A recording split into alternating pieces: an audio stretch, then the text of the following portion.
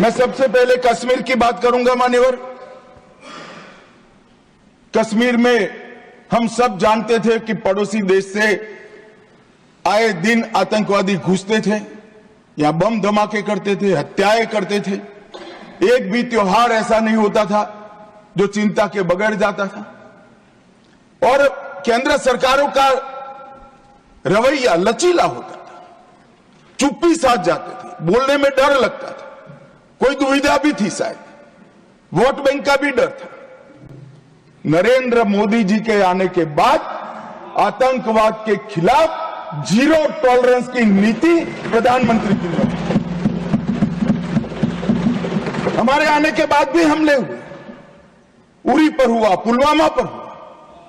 पहले हमले होते थे, कुछ नहीं होता था, कोई कुछ नहीं बोलता था, जवाब नहीं दिए जाते थे और लोग भूल जाते थे।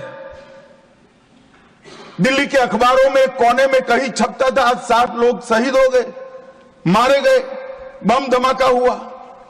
मगर कोई संवेदना तक समाप्त हो जाए वहां तक चीजें लिंगरिंग रहती गई, लिंगरिंग रहती गई, लिंगरिंग रहती।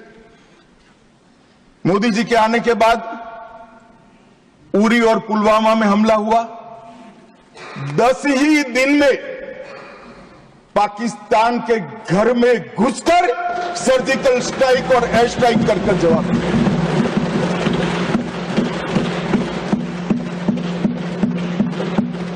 पूरे दुनिया में 2 ही देश ऐसे थे जो अपनी सीमा और सेना की सुरक्षा के लिए हमेशा सम्मान के साथ तत्पर रहते थे, इजराइल और अमेरिका।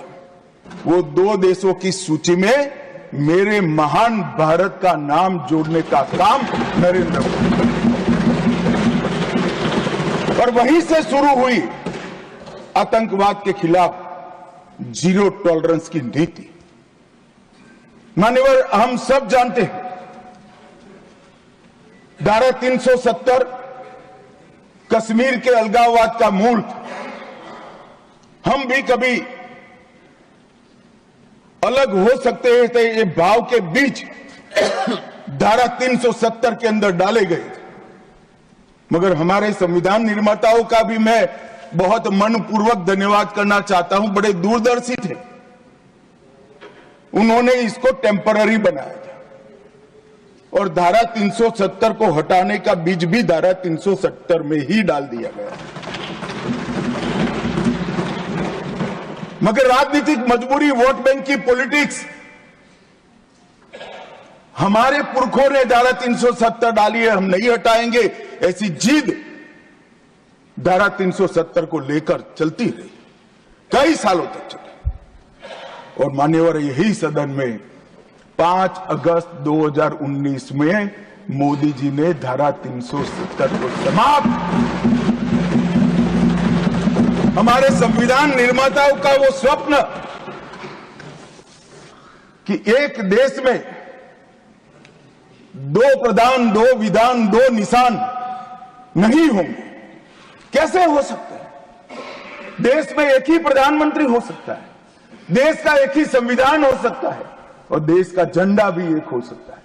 कैसे एक देश में 2 विधान, 2 प्रधान, 2 निशान हो सकते? मगर चलाए गए, सालों तक चलाए गए और 5 और 6 अगस्त 2019 को इस देश में एक विधान, एक प्रधान और एक निशान का नया दौर, और वहीं से शुरू हुआ कश्मीर को हमेशा के लिए भारत के साथ एकरूप करने की प्रक्रिया। सबसे पहले डोगरी, हिंदी और उर्दू को राज्य की भाषा का स्टेटस दिया गया।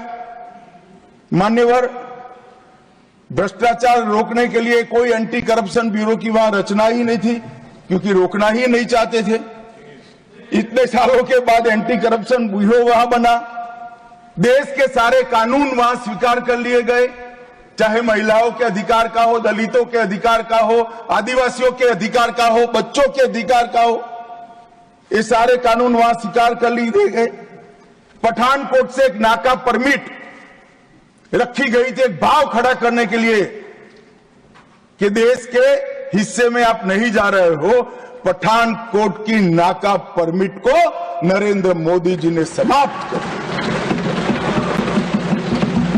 और नया दौर शुरू हुआ लोकतंत्र का, खुशहाली का, विकास का। आज ये कहते हैं क्या परिवर्तन आया है, मैं ध्यान से सुन रहा था, धैर्य न रहे ऐसे उकसाते थे, मगर मैं जवाब जरूर दूंगा। क्या परिवर्तन आया था सुन लीजिए। 33 साल से आपके शासन में रात्रि के सिनेमा हॉल नहीं खुलते थे, सिनेमा हॉल ही नहीं खुलते थे हमारे शासन में। वहां 34 साल से मरहूम के जुलूस का, ताजिया का परमिशन नहीं था, हमारे समय में दिया गया। G20 की बैठक में दुनिया भर के डिप्लोमेट्स वहां शांति से गए, कश्मीर की संस्कृति, संगीत, खाना और कश्मीर की खूबसूरती को एंजॉय कर वो अपने अपने देश में वापिस गए। माननीय